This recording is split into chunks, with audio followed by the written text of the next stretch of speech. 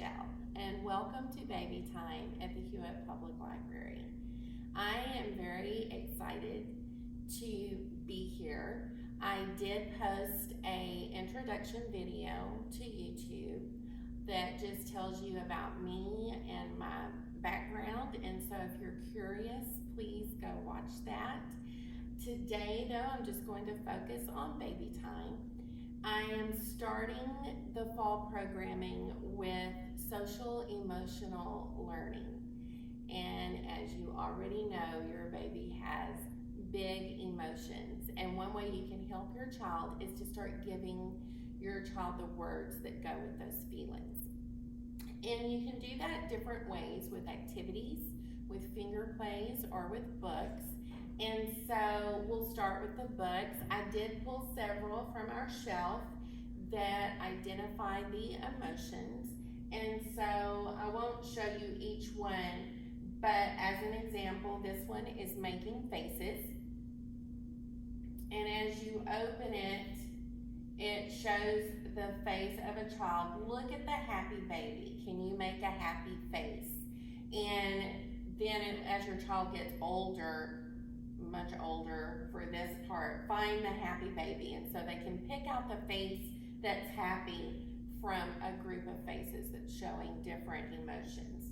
And each one of these books addresses the emotions that children feel in a slightly different way, but what they all have in common is that each page is showing a different expression and putting the word to that expression, whether it is happy, sad, angry, upset, bored, and so forth.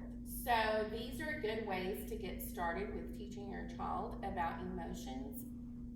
We all know that our children look to us to learn how to handle our emotions. So your child will soon be mimicking you and your behaviors as you experience different emotions. So it's also good to directly teach your child and just spend time with your child showing your own face. I'm happy, I'm sad, and just giving your child that vocabulary in a different way. It's the same vocabulary, just a slightly different activity. You can do this during lap time, during time when your child is laying on the blanket, and you can just show your faces.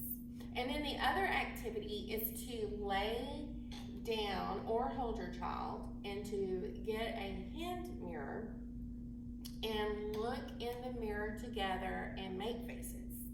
And so make your happy face and say, let's be happy. Show our happy face and show your happy face. Let's show our sad face and make your sad face.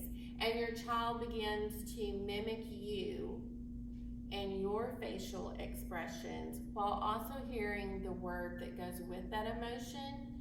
And this really helps develop your child's social emotional learning, because as they begin to speak, they are able to actually communicate with you sad, happy, angry at a much earlier age than they otherwise would.